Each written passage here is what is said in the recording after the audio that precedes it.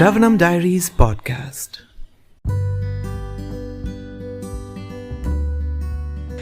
We are continuing to read the Bhagavad Gita as it is, the book by His Divine Grace Abhay Charanaravinda Bhakti Vedanta Swami Srila Prabhupada.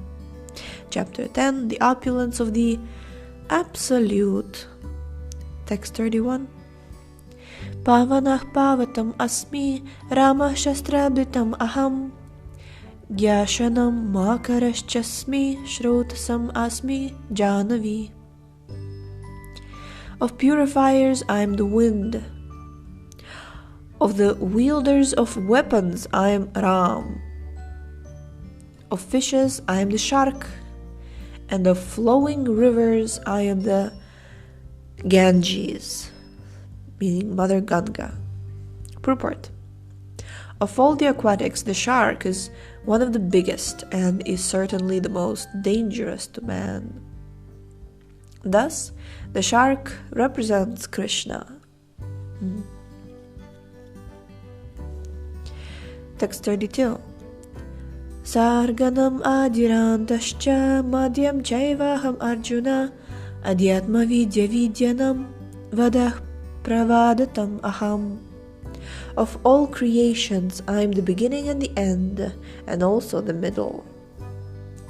O Arjuna, of all sciences, I am the spiritual science of the self. And among logicians, I am the conclusive truth. Purport. Among the created manifestation, the first is the creation of the total material elements. As explained before, the cosmic manifestation is created and conducted by Mahavishnu, Garbhodakashaya Vishnu, and Kshiradakashaya Vishnu. And then again, it is annihilated by Lord Shiva. Brahma is a secondary creator. All these agents of creation, maintenance, and annihilation. So creation, maintenance, and annihilation are incarnations of the material qualities of the Supreme Lord. Therefore, He is the beginning, the middle, and the end of all creation. For advanced education, there are various kinds of books of knowledge, such as the 4 Vedas, their 6 supplements, the Vedanta Sutra, books of logic, books of religiosity, and the Puranas. So, altogether there are 14 divisions of books of education. Of these, the book which presents Adhyatma Vidya, spiritual knowledge in particular, the Vedanta Sutra, represents Krishna. Among logicians, there are different kinds of argument.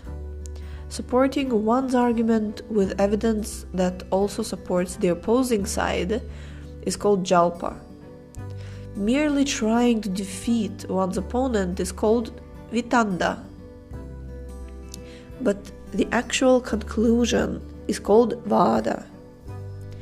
This conclusive truth is a representation of Krishna. Text 33. Aksharanam akarosmi dvandva samasikasya cha aham eva ksharyah kalo dataham vishvato mukha. Of letters, I am the letter A, and among compound words, I am the dual compound.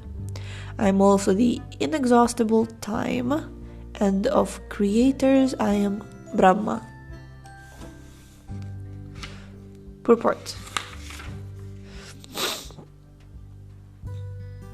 Jai. Purport. Akara, the first letter of the Sanskrit alphabet, is the beginning of the Vedic literature. Without Akara, nothing can be sounded, and therefore it is the beginning of sound.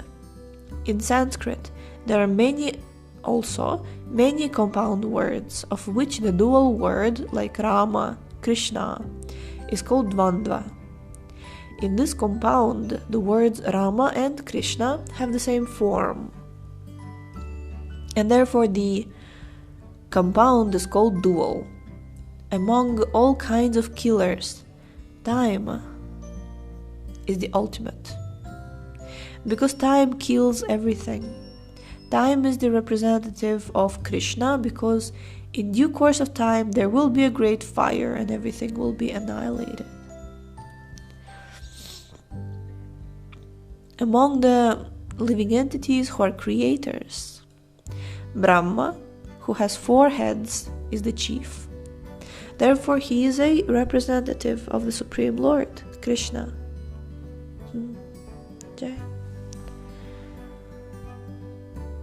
Text 34.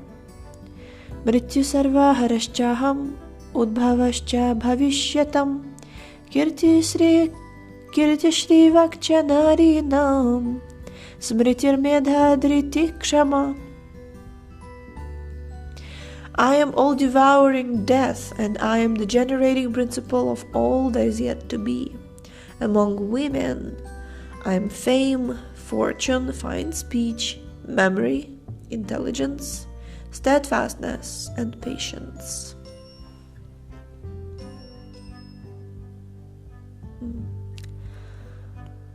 Jai, Jai, Jai. Purport.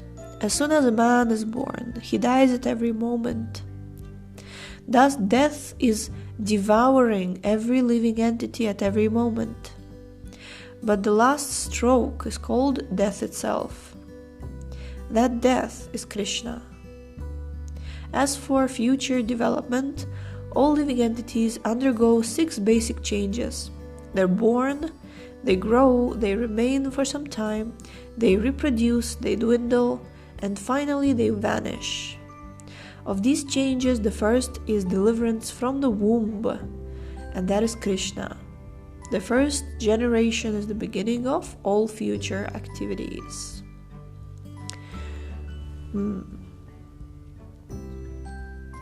Jai. The 7 opulences listed, fame, fortune, fine speech, memory, intelligence, steadfastness, and patience, are considered feminine. If a person possesses all of them or some of them, he becomes glorious. If a man is famous as a righteous man, that makes him glorious. Sanskrit is a perfect language and is therefore very glorious. If, after studying, one can remember a subject matter, he is gifted with a good memory or smriti, and the ability not only to read many books on different subject matters, but to understand them and apply them. Right? When necessary. Is intelligence medha, another opulence. So intelligence can be different. There are different kinds of intelligence, right? There's buddhi. This one is medha, right? Like I have a friend, sumedhavi. Sumedhashaha. So that's like if you can apply the knowledge.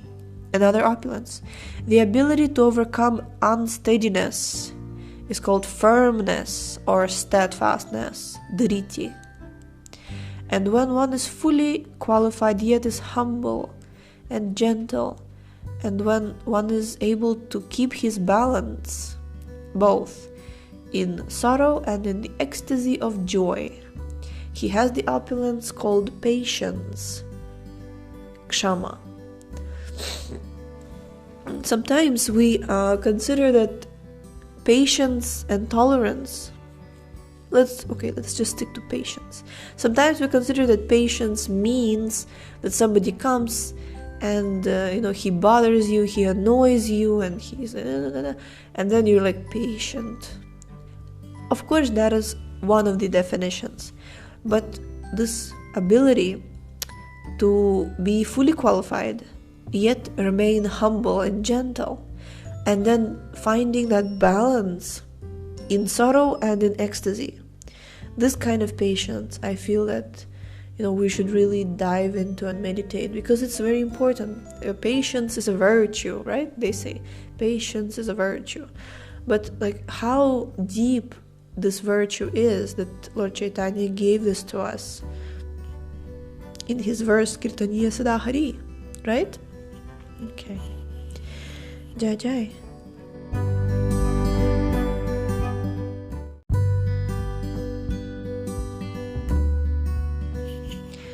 Text 35. Brihat sama tatha samnam gayatri chandasam aham masanam marga shirshaham ritunam kusuma karaha. Of the hymns in the Sama Veda, I am the Brihat Sama, and of poetry I am the Gayatri. Of months I am Marga Shirsha, November, December. And of seasons I am flower-bearing spring. November, December. We're now in Margashirsha, isn't it? And of seasons he is the flower-bearing spring. Purport. It has already been explained by the Lord that amongst all the Vedas he is the Sama Veda. The Sama Veda is rich with beautiful songs played by the various demigods. One of these songs is the Brihat Sama, which has an exquisite melody and is sung at midnight. Wow. Brihat Sama is sung at midnight. Interesting. In Sanskrit there are definite rituals that regulate poetry, rhyme, and meter. They're not written whimsically, as in much modern poetry. Amongst the regulated poetry, the Gayatri Mantra, which is chanted by the duly qualified Brahmanas, is the most prominent. Yeah, actually, like in Russian language, when we studied poetry, we were given also different varieties of meters. Like in Russian literature, a poem is not a poem unless it rhymes and unless there's a particular meter. And we know that in modern poetry sometimes there's no meter, there's no rhyme, and it's considered poetry. That's like something modern. Okay, so the Gayatri Mantra is mentioned in the Srimad Bhagavatam because the Gayatri Mantra is especially meant for God realization. It represents the Supreme Lord. This mantra is meant for spiritually advanced people, and when one attains success in chanting it, he can enter into the transcendental position of the Lord.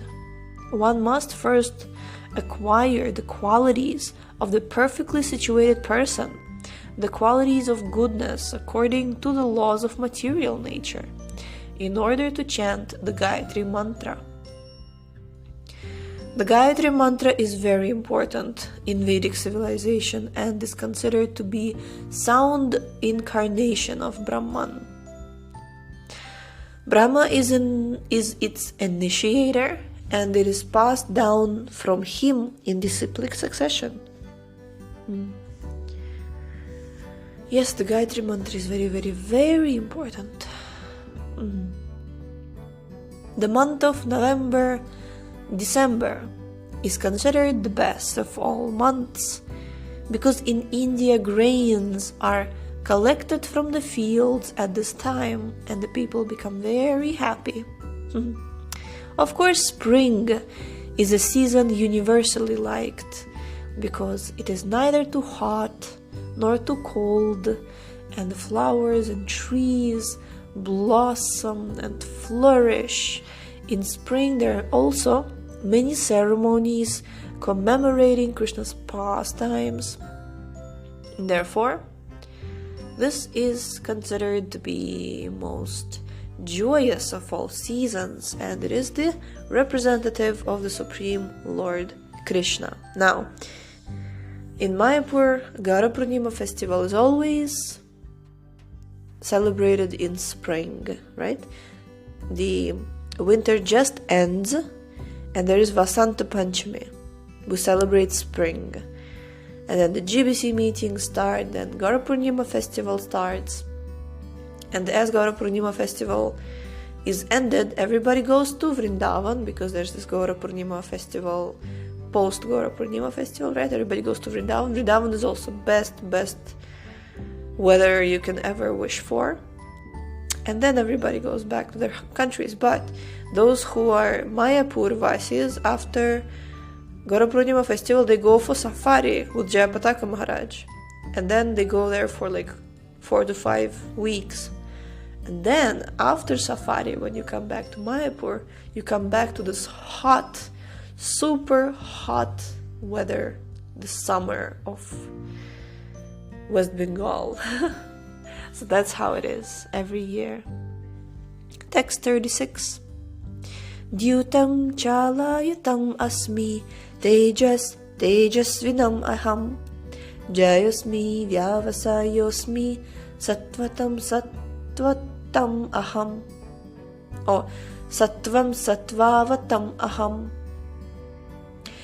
I am also the gambling of cheats, and of the splendid I am the splendor. I am victory, I am adventure, and I am the strength of the strong. Purport. There are many kinds of cheaters all over the universe. Of all cheating processes, gambling stands supreme and therefore represents Krishna. As the Supreme, Krishna can be more deceitful than any mere man. If Krishna chooses to deceive a person, no one can surpass him in his deceit. His greatness is not simply one-sided, it is all-sided. Among the victorious, he is victory. He is the splendor of the splendid. Among the enterprising and industrious, he is the most enterprising and most industrious. Among adventurers, he is the most adventurous, and among the strong, he is the strongest. When Krishna was present on earth, no one could surpass him in strength. Even in his childhood, he lifted Govardhan hill. No one can surpass him in cheating. No one can surpass him in splendor. No one can surpass him in victory. No one can surpass him in enterprise, and no one can surpass him in strength. One time I was going through a very, very difficult period in my life, and I was praying to Bhagavad Gita to give me a clue what's going on. And this verse came up, that Krishna is adventure. He is victory. Jai. So, text 37. Vrishninam vasudevasmi pandavanam dhananjaya muninam apyaham vyasa kavinam ushana kavi. Of the descendants of Vrishni I am Vasudeva, and of the Pandavas I am Arjuna. Of the sages I am Vyasa, and among great thinkers I am Ushana. Purport. Interesting, right? Krishna is saying that he is Arjuna in front of Arjuna. Imagine. Of the Pandavas I am you. It's like, it's very sweet when friends among each other, they address each other in the third person, as if they're not in front of each other. I remember one time, my Guru Maharaj, he was reading, I think it was, I don't remember, maybe it was Navavraja Mahimamrita, pastime of Subala, and Radharani, how Radharani dressed as a cowherd boy. And he was reading it before Kirtan, and suddenly Ishvara Maharaj, he came, he sat nearby, and then Guru Maharaj, when he concluded his reading, he turned to Shivara Maharaj, and he said, you like what we read? My friend wrote it. So it's like, Shivara Maharaj, he just smiled, it's like he was talking about him in front of him. in third person. Like everybody knows that Shira Maharaj wrote it. But it's sweet that Krishna is saying, of the Pandavas, I am Arjuna. It's very sweet. Okay, so purport. Krishna is the original Supreme Personality of Godhead, and Baladeva is Krishna's immediate expansion. But both Lord Krishna and Baladev appeared as sons of Vasudeva. So both of them may be called Vasudeva. From another point of view, because Krishna never leaves Vrindavan, all forms of Krishna that appear elsewhere are his expansions. Vasudeva is Krishna's immediate expansion. So Vasudeva is not different from Krishna.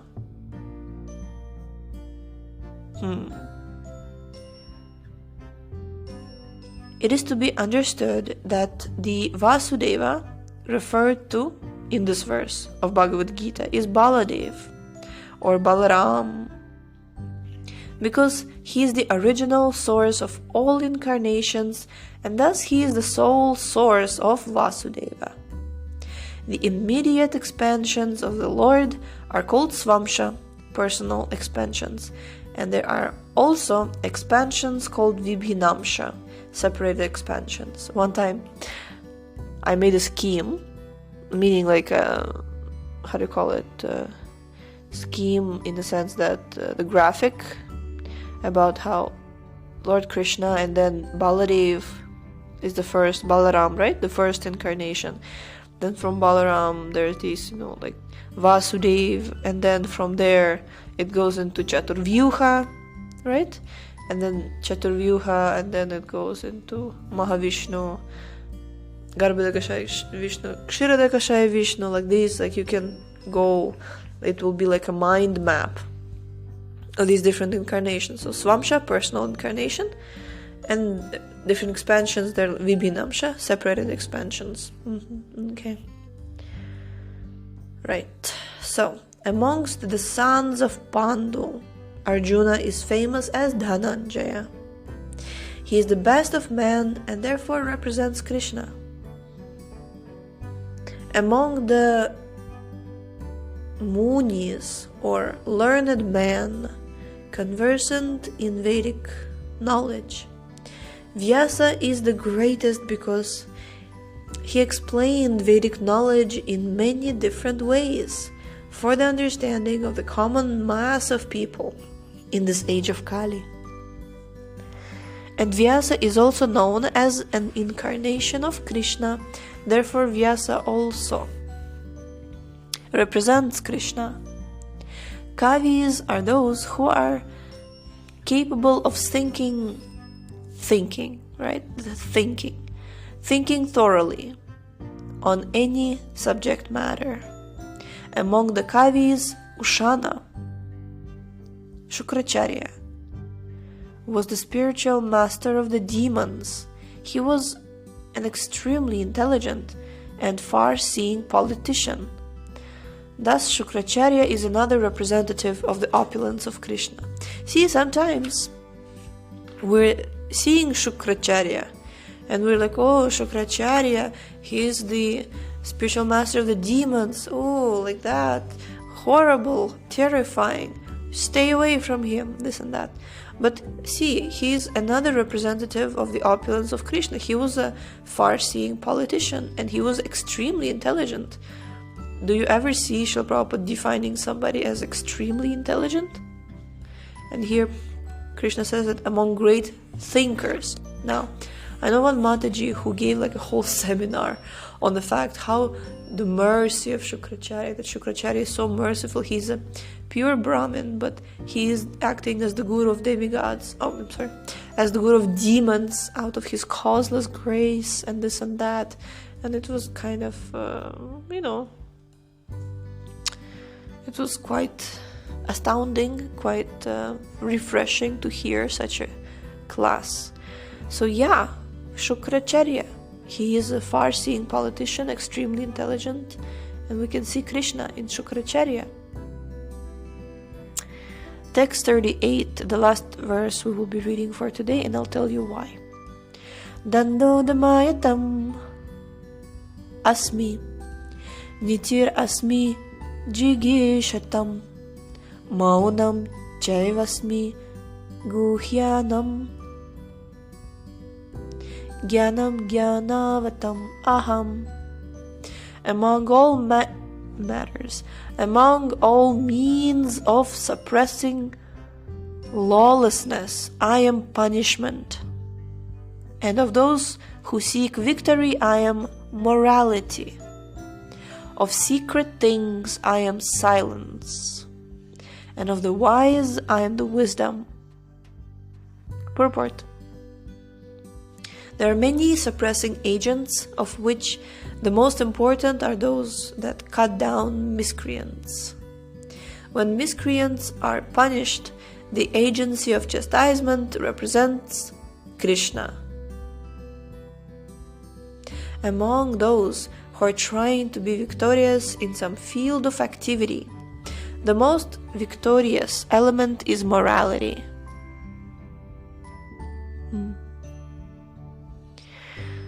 How do you find that definition? Because sometimes devotees think that morality is for the weak. But you can see that actually you can see Krishna in morality also. Among the confidential activities of hearing, thinking, and meditating, silence is most important, because by silence one can make progress very quickly. The wise man is he who can discriminate between matter and spirit, between God's superior and inferior natures. Such knowledge is Krishna himself. So I guess this is a wise person, right? The wise man. What is wisdom? Wisdom means discriminating between matter and spirit. This is wisdom. So wisdom, discriminating between matter and spirit. Silence meaning secret things. Many things we should keep secret. I really don't I really don't admire how modern day scenario, like people, they think that they have the right to talk about everything and anything. There are things that should be kept secret, just like the relationship of husband and wife. It's PDA if you do it in public. It's just not cultured. So similarly, there are other things which are meant to be kept secret, actually. Srimad Bhagavatam speaks about that there are things that should be kept, should not be talked about. Like people are like, oh, I'm a Harry Potter. It's like, dude, you're not supposed to talk about this. Like, you're not Harry Potter, first of all, and even if to some extent you can do something, you're not supposed to blabber about it at every corner, because it's not the way this thing works. So some things, that's why I believe that, not I believe, but I remember Srila Prabhupada continuously mentioning that basically talking about Krishna is being silent, and devotee is very grave and very silent also. So, if possible, avoid useless blabbering, useless talking, and understand that there is one particular nakshatra. If I'm not mistaken, it's Shatabisha. If I'm not mistaken, it is Shatabisha. She specifically,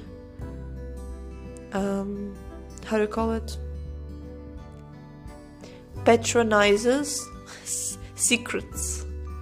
So of course, for example, the king, he used to have spies, and in Ramayana it's mentioned that when I don't remember exactly where it's mentioned. I think when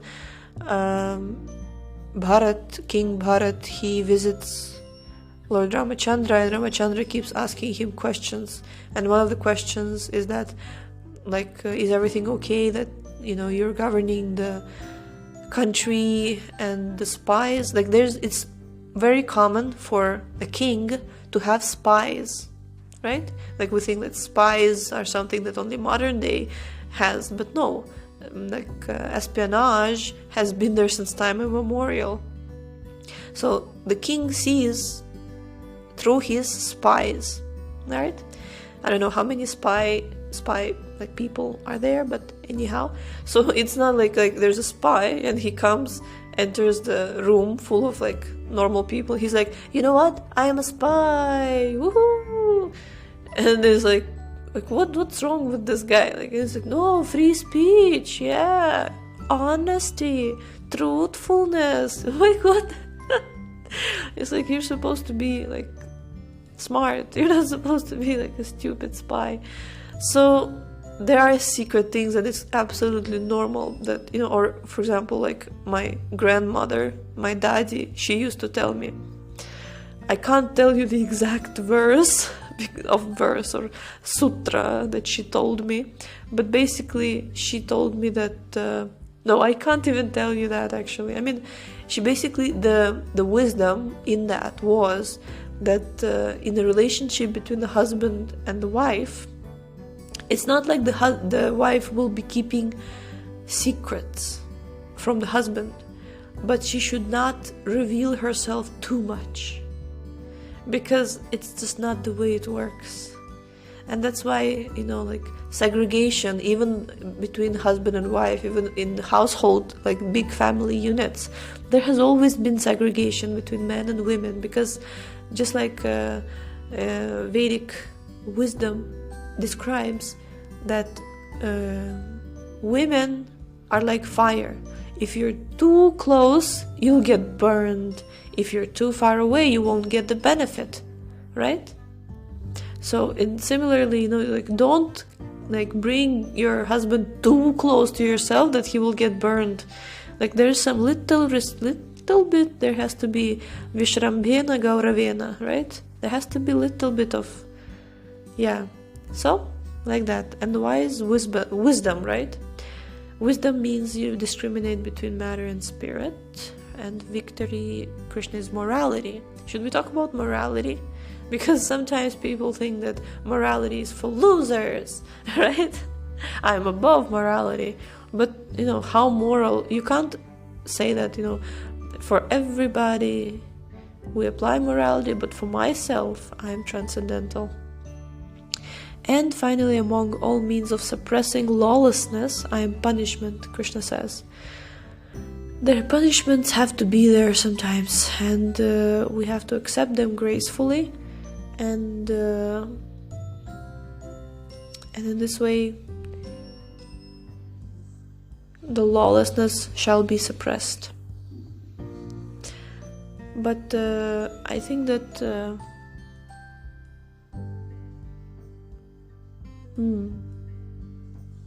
I think we have a long way as a society to bring. I mean, I don't know, I'm not one of the people who discusses the fact that either ISKCON will become a separate governing, an institution of ISKCON is going to become a separate country, or ISKCON will inspire countries to run their countries according to Vedic system. I don't know which one of these is going to be which one, but as far as I see, if we have departments in present day ISKCON, if we have departments, we have so many different departments, so I'm looking forward to seeing the law department in ISKCON and seeing some lawyers within ISKCON, because it looks like we need these. So let's see how it goes. Jai. So tomorrow we shall read the next verse, text number 39, where Krishna is saying that he is the generating seed of all existences.